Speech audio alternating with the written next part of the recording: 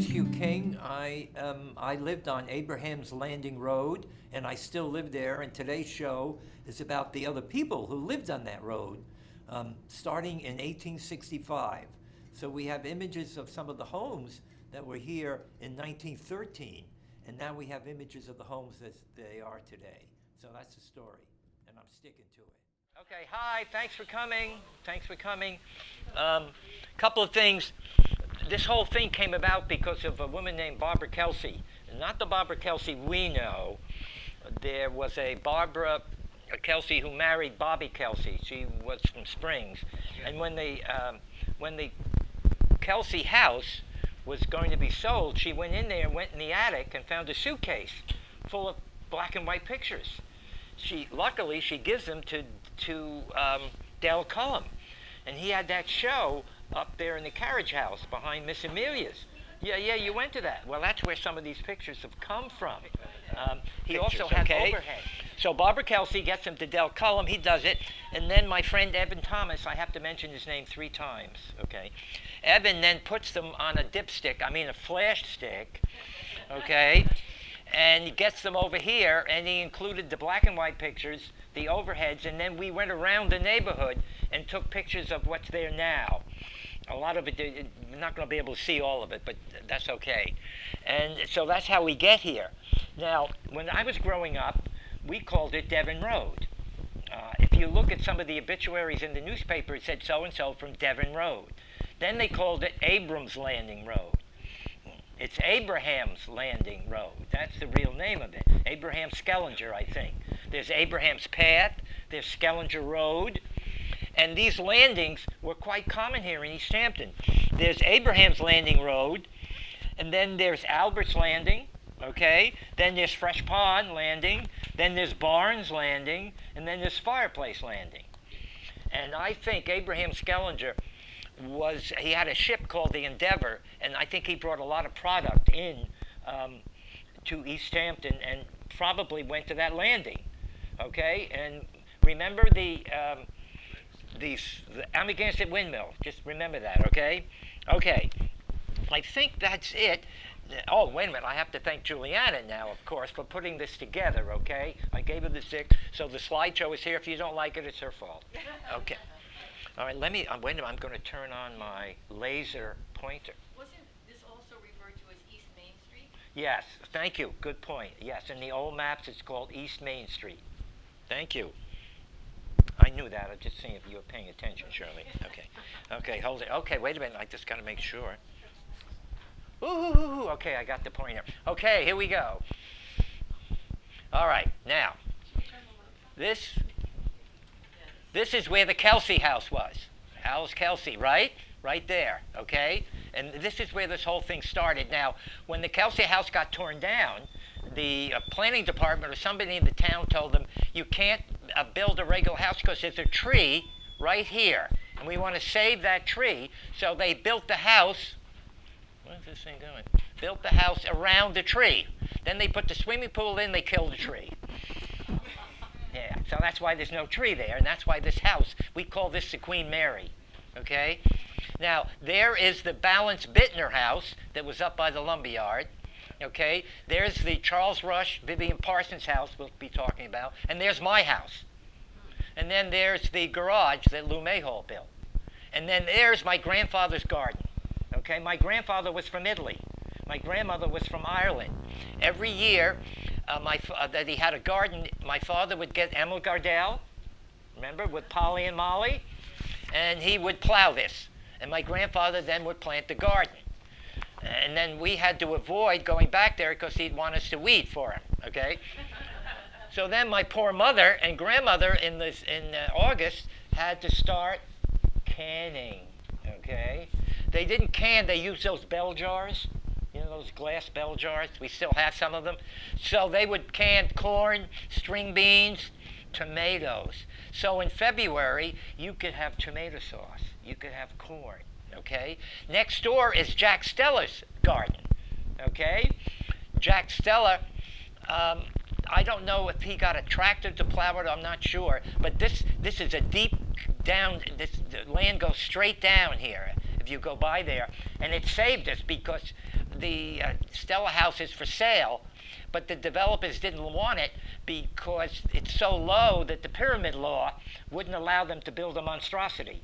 So they begged off it, okay?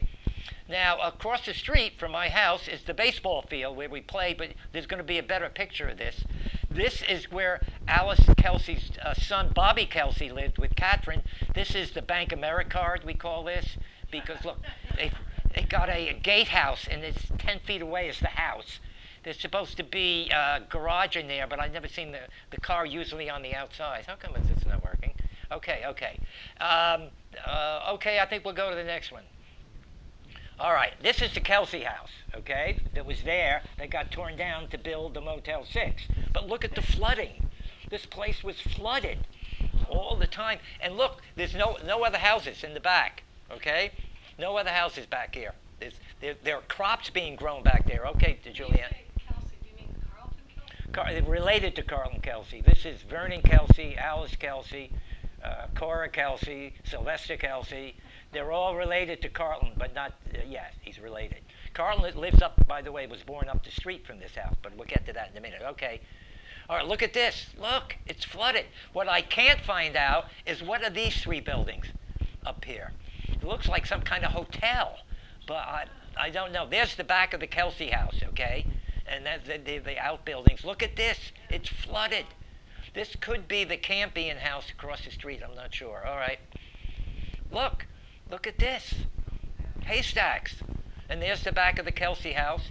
And there are those three buildings up there that I have no idea what they were. It looks like a barn. Yeah, they could be barns, but I don't know from what. Where would that be now, though? No, I don't know. It would be up, well, it'd be up near on the way to the train station. Maybe by the lumberyard? Yeah, on the other side of the lumberyard. Golf course. No, 1913, no, the No, I golf. mean, it wasn't the golf course. No. But that house with the front porch right next to the big barn-like structure. Yeah. That could have been the house that's next door to us. No, that's the Campion house, I think. It's still there. Okay, go ahead. And there's the back again. Look, crops are being grown back there. See? Yeah. Okay. All right, here's my house in 1913. Now, I'm the town historian. I cannot find out when this house was built. Okay? But here's what I found out. Davis C. Miller lived on this property, okay? Davis C. Miller worked at a flouring mill in 1865. You know where the flouring mill was? There was a windmill where the flagpole is in Amagansett. It's the Amagansett windmill. It was built in Setauket, we think by Sylvester Scaliger, moved to Abraham's Landing Road, and then moved up to that spot. And in 1865, it was operating, so I think that's where Davis C. Miller was working. The windmill was moved in 1872 by W.A. Ashby. Where did he move it? Windmill Lane. Okay, that's why Windmill Lane has its name. That's where the Amagansett windmill was moved. They have a little model windmill there now. Okay, now Davis C. Miller, he dies in 1892, and his wife dies in 1899. He has three daughters, Lottie Miller, Fannie Miller, and Cora Miller. Cora Miller marries a Kelsey, which is right down the street. Okay, then Cora somehow sells the house to Lottie Miller, or her sister. Lottie Miller then sells it to John Smith, who sells it to Herschel Smith, and Herschel Smith sells it to my grandmother, Alice Pepe, in 1946.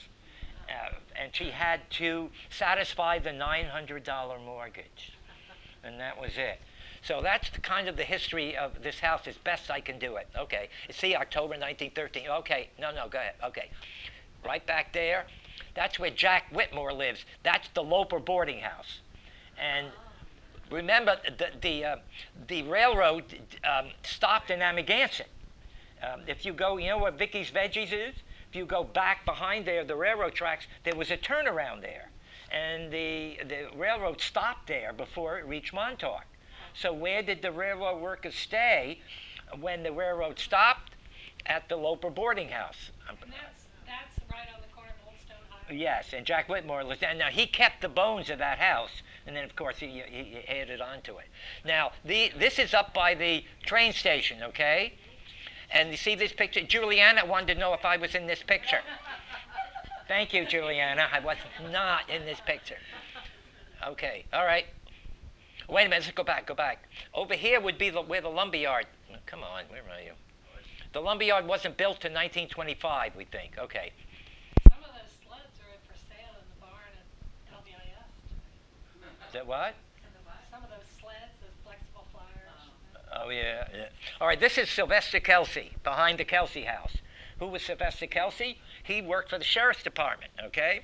Well, and you ever hear of Wyborg's Beach? Right. Well, Frank Wyborg lived up there. He had a huge estate. So in 1920, he invites Warren G. Harding, President of the United States, to come visit him. Well, Warren just makes it to Southampton, where he's playing golf and all the other kinds of things he did, okay? But Sylvester Kelsey and John Gay drive Mrs. Harding and Mr. and Mrs. Herbert Hoover to East Hampton, and they visit Home Sweet Home Museum, where I work. I wasn't there then, okay? All right. Pardon me? Was he president then? No, he was Secretary of Commerce. This is 1920.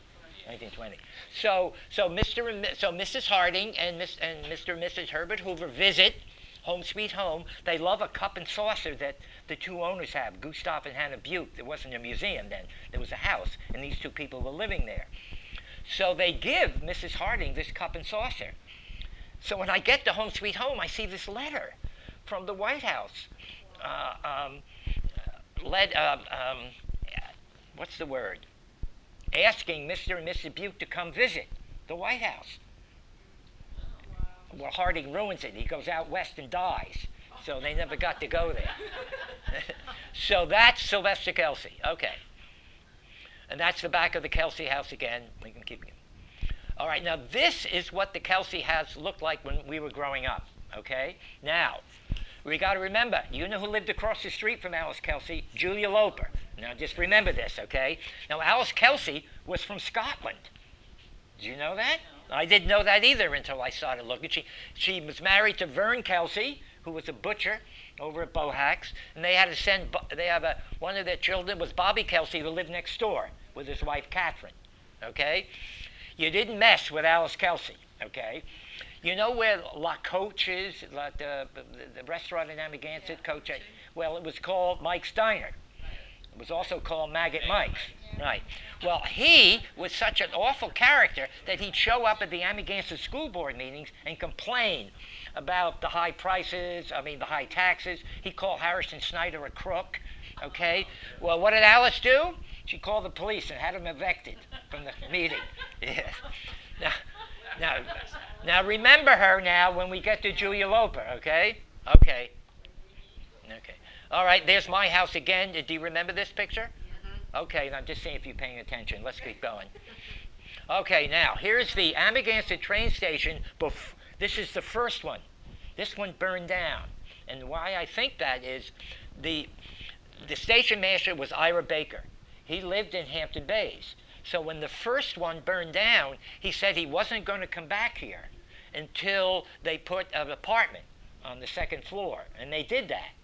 So I think this is the first one. And the reason that apartment is so important, just think of June 13th, 1942. Okay? You know what happened? Yep. What happened? Germans came. The saboteurs landed and they came up to the train station, okay? And they had to wait for the 7 o'clock train, all right? And then they bought their tickets from Mr. Baker and got on the train. But just think, if this was the train station, Ira Baker might have not been there. And now, I don't know if you could get your ticket on the train in 1942. So I don't know what the saboteurs would have done. That's what I'm trying to say. But there's another connection to this when we get to Louis Nielsen. Just remember the train station. Okay? Okay, Juliana? Now, these are men who worked on the railroad, building it. Many of the railroad workers were Italian immigrants, okay? And when you're going to find out, when we start talking about the people who lived here, there's a strain that runs through this whole story, all right? So these were part of the people. I don't know if they stayed at the Loper boarding house or not. I couldn't figure that out. Okay. All right, now, you ready? Okay. There's the Queen Mary, right? The Kelsey house, right? And you know what that is? Baseball. That's the baseball field where we played baseball every day during the summer. I want to tell you about this place. First of all, Gene Loper lived there, and not in that house. Gene Loper lived there. So he had to get this mowed before we could play. And my sister Alice remembers that sometimes they were using push mowers to mow this. So now we had 3 bases. I think we got potato sacks from the Bistrians, filled them full of dirt, and there were the bases. Now back there was Tiska's potato fields. And remember, we only had 1 ball. So if the ball went in to the potato field, we had to rush in there before he showed up with his tractor. Okay? Now, the Merritts, the Lopers, the Bistrians, the Gosmans, the Nielsen's, the Balances, and the Kings all played on this field. Okay? And then sometimes Billy Miller and Jack Speck would come from up near Skellinger Road. Okay? Now, we had 2 bats. One of them was broken, but you didn't throw it away. You put a nail or a screw through it and then taped it up. And that's what we used for our bat and the ball. Now, here's the problem. You couldn't hit the ball to right field because that was Gene Loper's house. Guess why? Eddie Loper hits it to right field, hits the porch, goes through the window. Now what do? Well, we all want to run, of course. But Billy Miller went over there and got the ball. Now, I don't know if Julie was home. Gene wasn't. Okay, so now we're waiting. What's he going to do? We broke a window. He didn't do anything. He let us continue playing there. Who mowed that, though? I don't know. I don't know who mowed it. That area? Who? Who mowed it? Who mowed I it? don't know. Oh, you don't know? No. Now, one of the reasons why the Amagansett Little League team was formed in 1954, and we won the championship. And one of the reasons we did is we played all the time. That's why. Okay? All right. We can move ahead. There it is again. See, there's the field. There's where Bobby Kelsey lived. That's where the Kelsey house was. And there's Gene Loper's house. Okay, not there, but that's where it was. We'll get to that in a minute. And back here is the Nielsen house. And there was a small house in the back where Mr. Nielsen's mother had lived at one time. Okay. Yeah, we don't have to say this again. We did it. Okay, now, Lou Mayhall. This is where Lou Mayhall lived, okay? He's around the corner. He's not quite on Abraham's Landing Road. Lou Mayhall was a building contractor. He built my father's garage. And then he went into the floor and carpet cleaning business. But this is not why I'm talking about him. He had a wife named Dorothea. She was a Loper. I remember her having braces, okay? So I guess she might have had polio or something like that. Well, he took her all around. She showed up everywhere that he went, okay? And then she passes away, okay? Now here comes the story. I'm coming down the stairs in my house, and in the kitchen is Lou Mayhall talking to my father, and he's crying. Because after his wife died, he started going out with another woman in Amagansett, and he wanted to marry her. But the church said he couldn't because she was divorced, okay? Yeah. So what was my father's advice? The hell with the church. He said another word beginning with F, okay? And he said, you deserve happiness because you took care of your wife. He never married her. He never married the woman. No. That's what I remember. I don't want to tell you who the woman was. Okay. All right, now you see Merritt there, right? But on the other driveway led to the Manny's house. Cornelius, there was Leif, Elmer, and Cornelius. Well, wait a minute. Leif was born in Norway.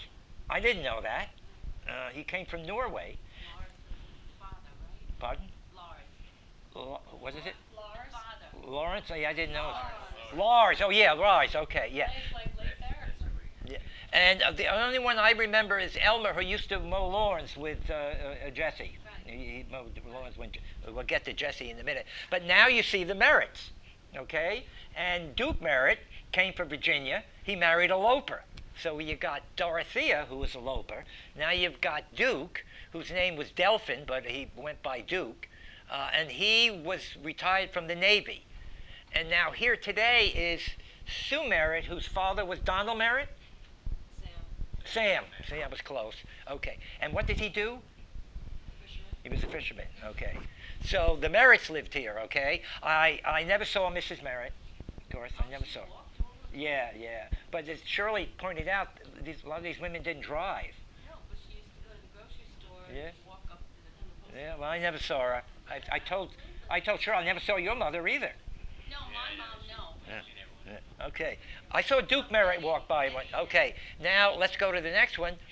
And this is where Sam Loper lived. Okay. And his son, Eddie Loper, was in my class at Amagansett grade school and high school. He was also on the first Amagansett Little League team. Okay. There was another Sam Loper who worked at the life-saving station. And I think it was Sam Loper's father. Okay. All righty. Ah, we know this house. Yes, now you take that, this is the Rodriguez house, okay? It's right on the corner. Jesse Rodriguez was a native of Mexico. He went to the World Series. Now, how did he get to go to the World Series? He was a caretaker for Dan Topping. Dan Topping was one of the owners of the New York Yankees. So Jesse went to the World Series. He also had a lawn mowing business. Almost everybody in Amagansett worked for him. Tommy Scott, the police chief, he worked for him, and so did his son. And then Tommy told me that Judge Rana worked for your father mowing lawns. Yes. But the other part of the story is two of the sons, Jimmy and Rodney, were instrumental in the fire department, but they also were instrumental in taking care of my brother Terry. My brother Terry, the word was retarded then, we don't use it anymore, but he had a home at the firehouse. And Rodney and Jimmy kind of made sure that, yeah. Yeah, and of course one of the reasons... We got fond memories, Terry, of the house. What?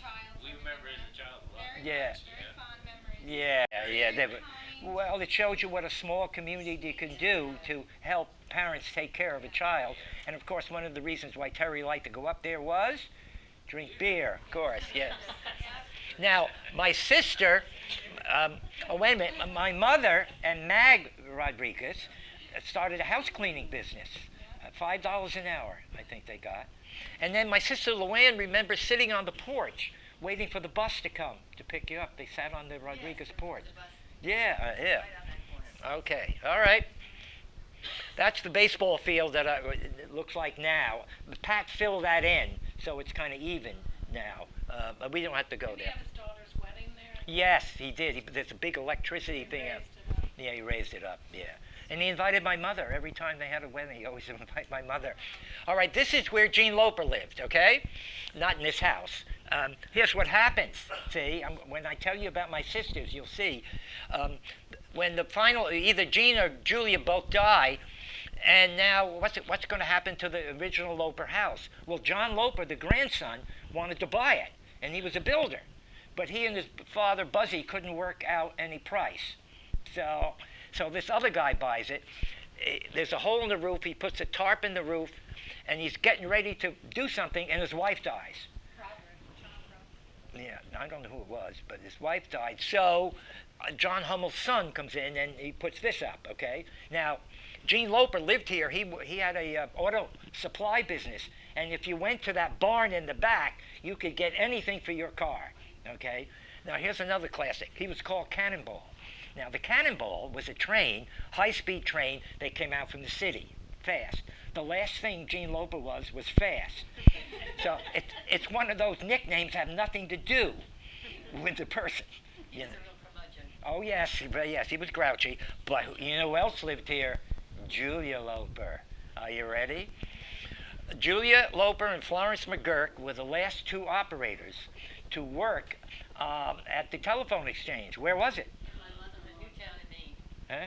Right on the corner of Newtown and Main, 1 Main Street, upstairs. That's for the telephone exchange. Who else worked there? My mother-in-law. Oh, she did? Yeah. Oh, okay. Well, this is before the direct dial system. Party system. Yeah. So, after Julia, now remember where Alice Kelsey lives? Right across the street. So Julia comes home from her time at the telephone exchange, goes across the street, tells Alice Kelsey everything she heard. Alice gets in the car and drives up to Babe Bistrian and spills the beans. And that's how the news got around. Okay. Every day. Yeah. Back and forth. Back and forth, Val. Venus. Yeah, okay, here we go. All right, now this is the front Nielsen house, okay? Louis Nielsen's parents lived in this house, but when the father died, they have a little bungalow in the back where Louis' mother lived, and they used to rent this house out. Now go down one more, and that's there was actually a barn back there. Now it's been redone, and that's where Louis Nielsen lived, okay? Louis Nielsen was the postmaster for 26 years in East Hampton. He was also the town clerk. He also was one of the founders of the South Fork Country Club. All he had to do was go out his back door, and he was on the golf course. Okay.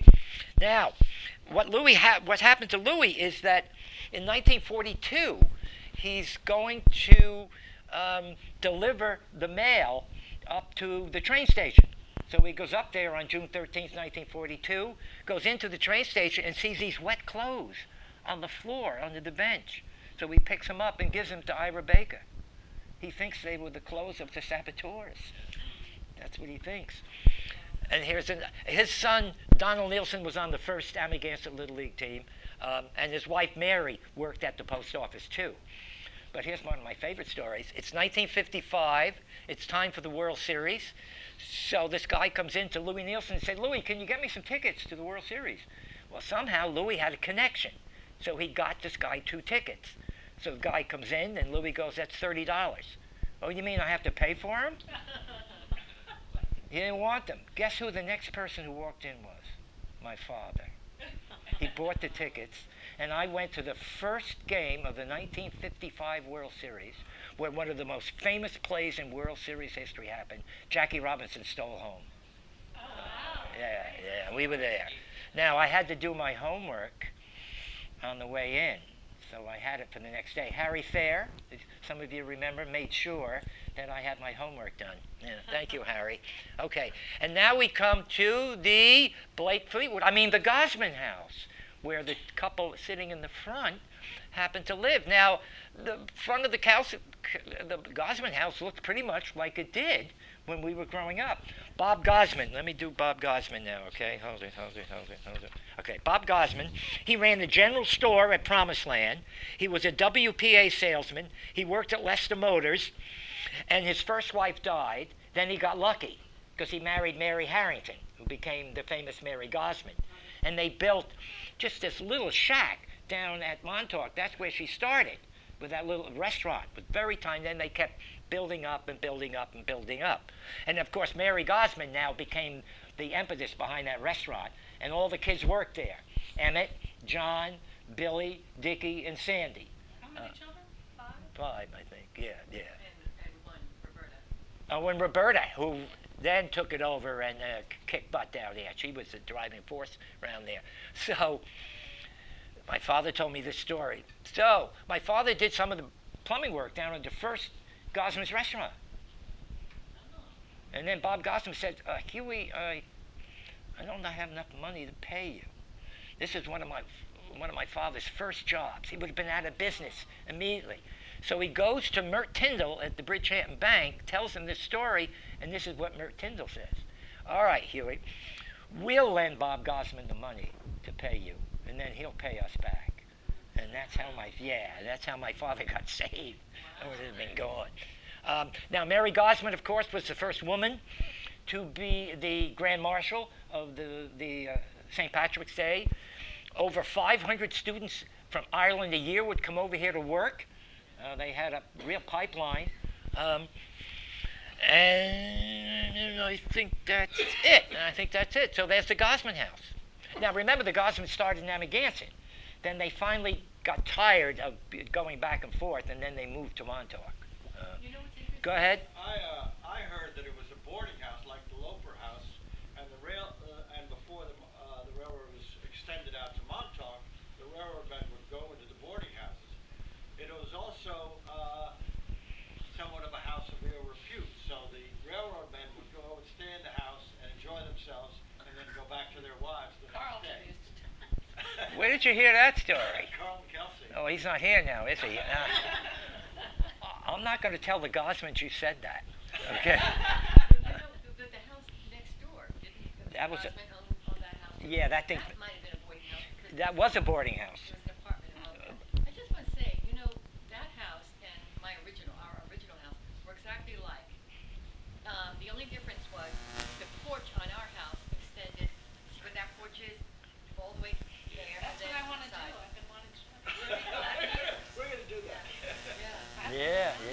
Okay. The house was really built around the corner in That's what we 1820. were told. We were told. Uh-huh. And moved. Rodriguez House, it was his, And moved there? Oh, Yeah, wow. moved it was, up it was there. made Oh, for great. a stepdaughter.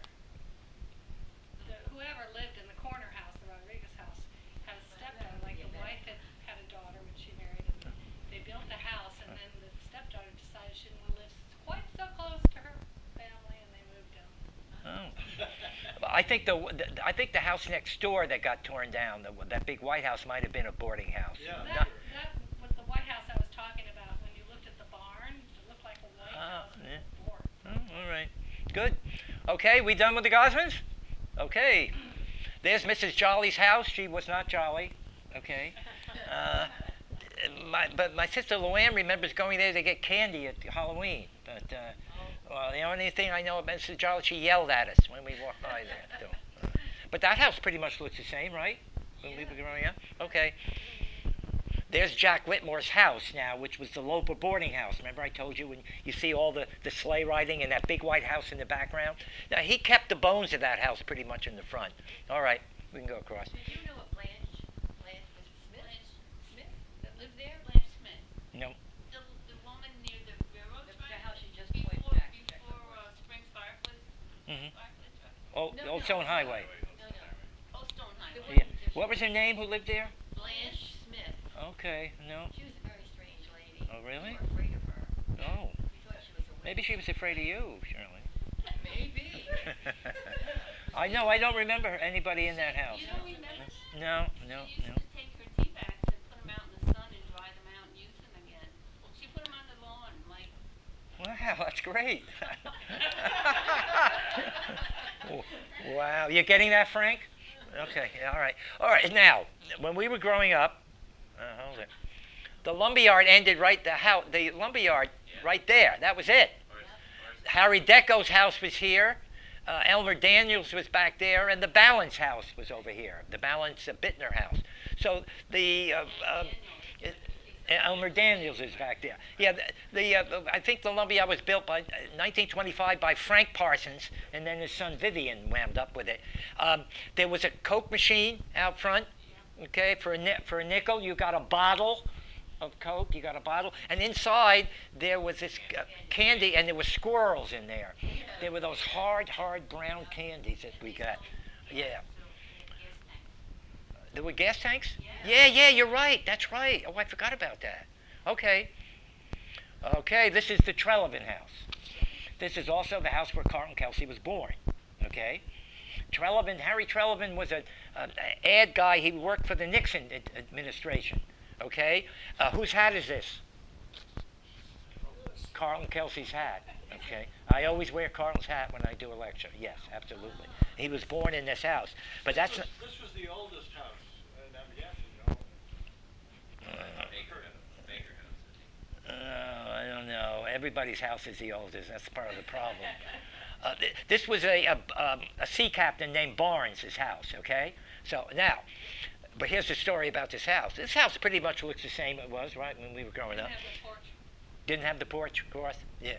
So, in the basement, holding up the floor, are two columns, all right?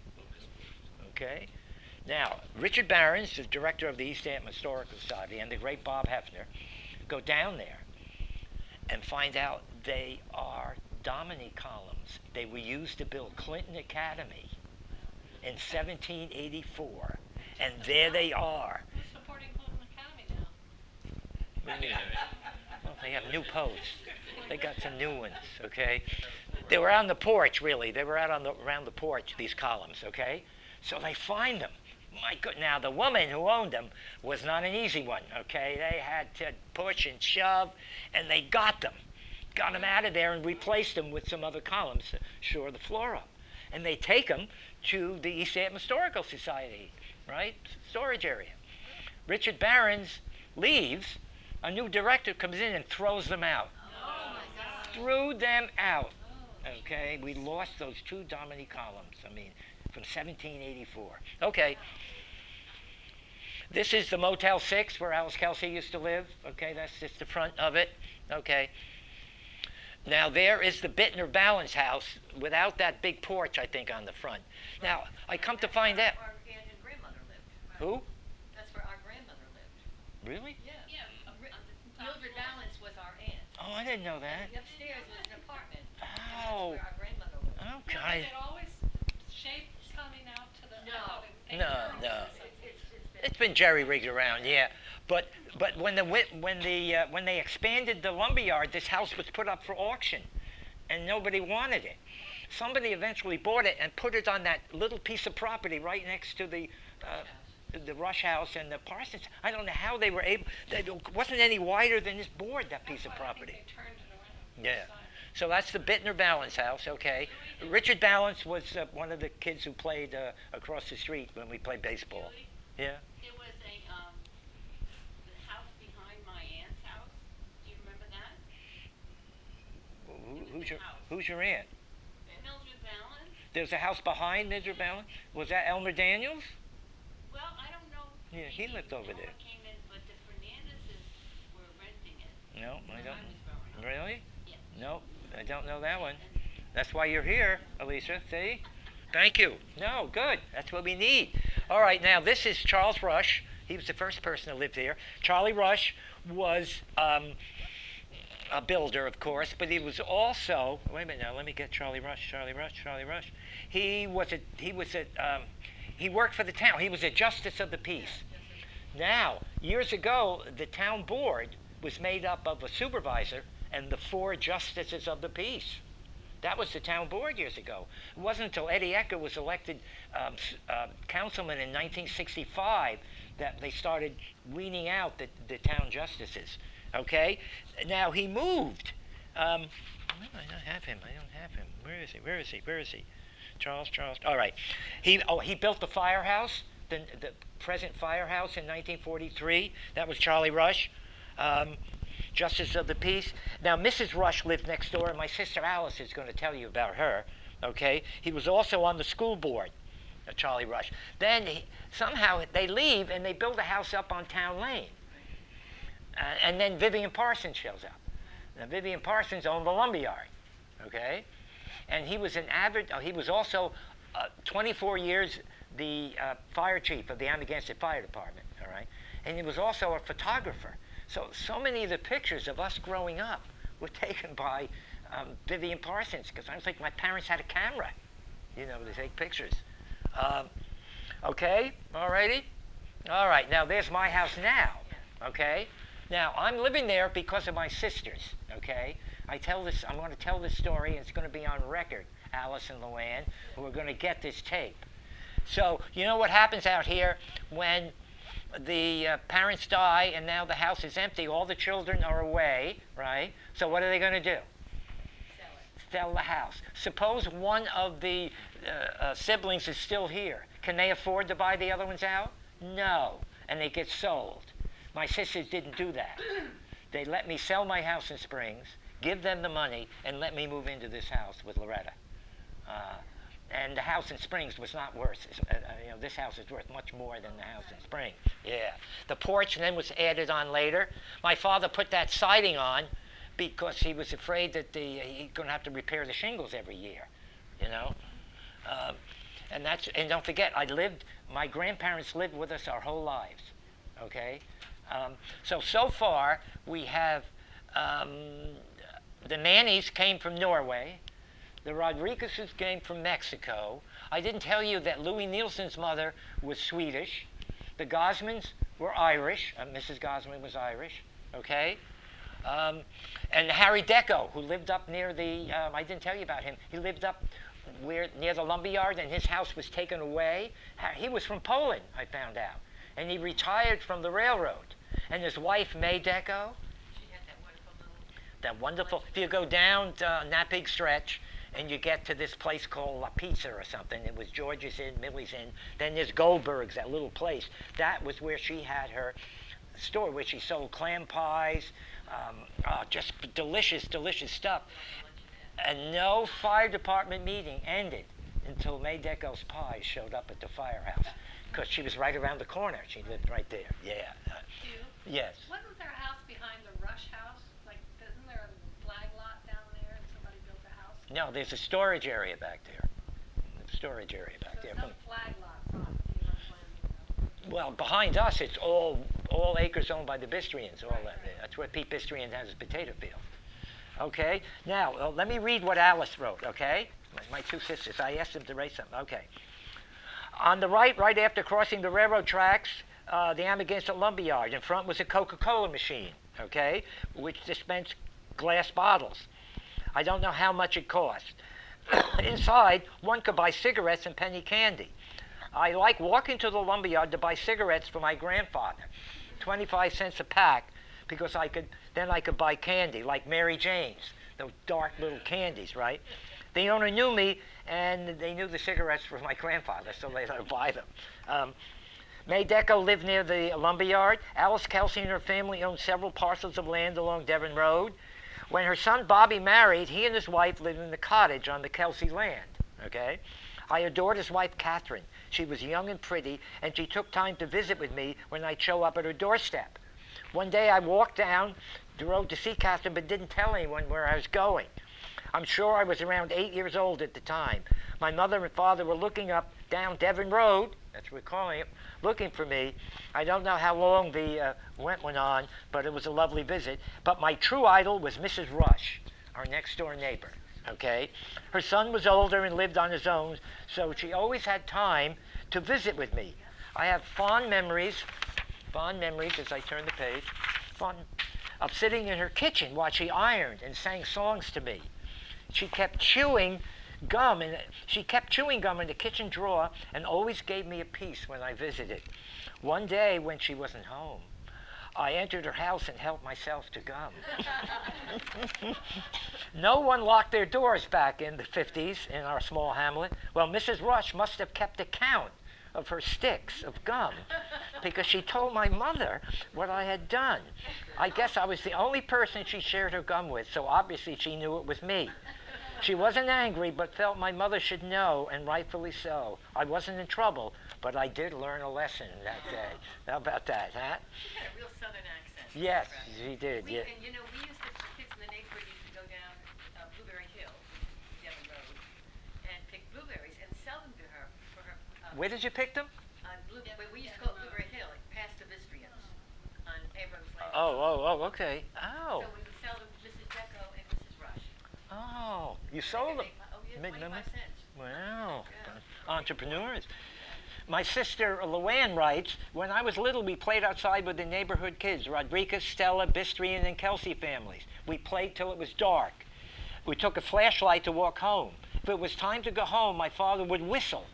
His distinctive whistle signaling it was time to eat. We swam every summer at Albert's Landing. Terry would go in no, he wouldn't go in at all. I wasn't allowed to go to the ocean until I was 14.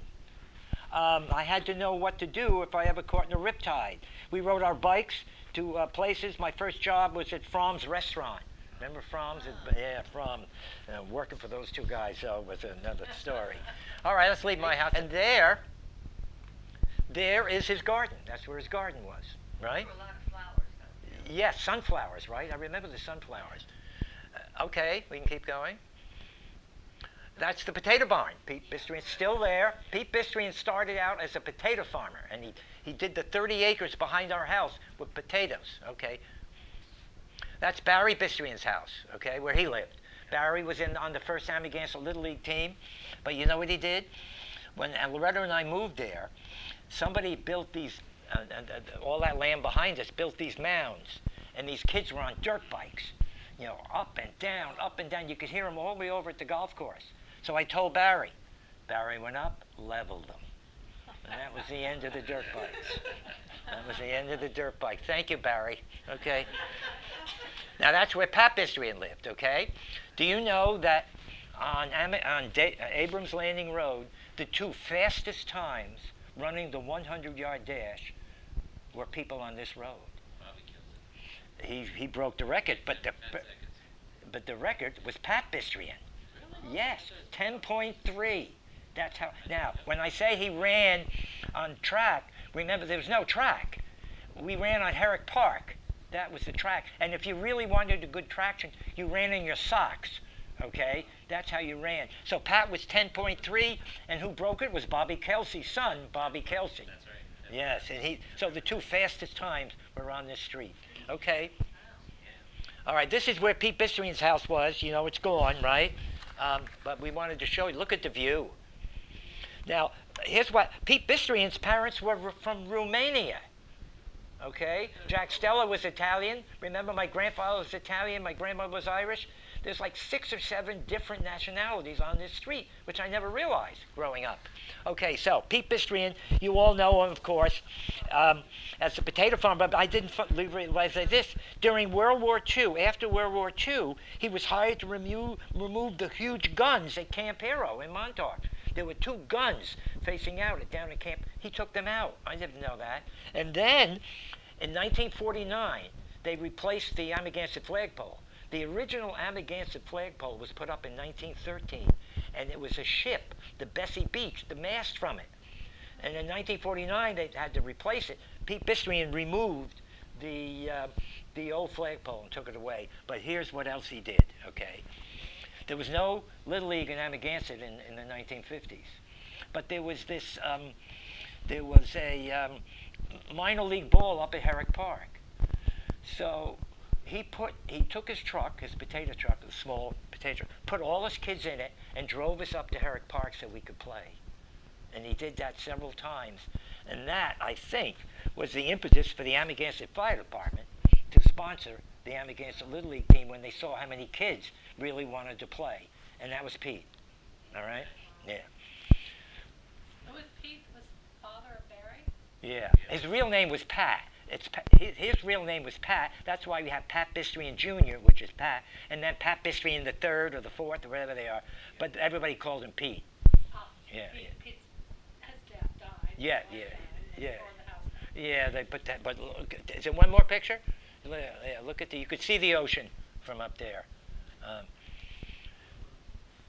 Any more pictures, Julie? Yeah, that's it. That's it. Do you have any information on the bar that was on the road there? The barn? The bar. The bar. There was a bar where the train station, across the street from the train station. Wait a minute, but across from the train station there was a bar? On Main Street? On our street. Well, that was the Whitmore house, Jack Whitmore's house. It was around there, yeah. No, it wasn't I've a seen bar. pictures of it. A bar? Bar. There was a bar. There was always a bar where every train stop was because the guys would get off. I don't. Yeah. Well. But then, the train station was very close to the original Frank Eck. Frank Eck. Yeah, but that's later. Frank Eck is in the 40s maybe when they built that, the Elm Tree Tavern. That's it. You have. What time is it? Wait a minute. Hold it. What time is it? 3:48. What? 3:48. Oh, all right. So we got done in an hour. Yeah. Thanks for coming.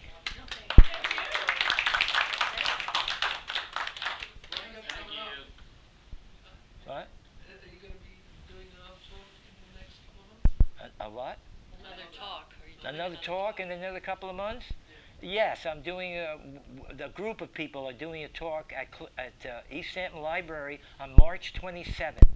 It's called Clinton Academy, 1821 to 1921. And David's doing a thing on the road. Oh, wait a minute. And then on January 30th at the East Hampton Library, David Cataletto was talking about place names, historic place names at the East Hampton Library. 7 p.m. Hmm? I heard it was at 7 p.m. 7 p.m. at the library, yeah. And you know, David, he's great. You're really going to enjoy it. Just met him. Yeah, it'll be good. I think we're going to do a couple of shanties before that. Oh, really? Well, there's going to be music before David Cataletto's talk, and then on the talk on March 27th, we have performers are actually going to perform some of the things that used to happen at Clinton Academy years ago, or Clinton Hall. It was that one is still at 7 o'clock too. Yeah. Is this part of the winter series? Yeah, part of the Tom Toomey lecture series. Yes, Shirley. Yeah. Are you going to be at the Fisher House in No, the Fisher House is being renovated, so they have to shut it down. They're putting a new heating system in. I think air conditioning, right? And yeah, it needs work. It needed work. It's closed for the season. Closed for the season. Yeah. I said I would mention Evan Thomas's name 3 times. I think I only did it twice. Evan, thanks for coming. Thank you all for coming. Thank you. Yeah, yeah, yeah.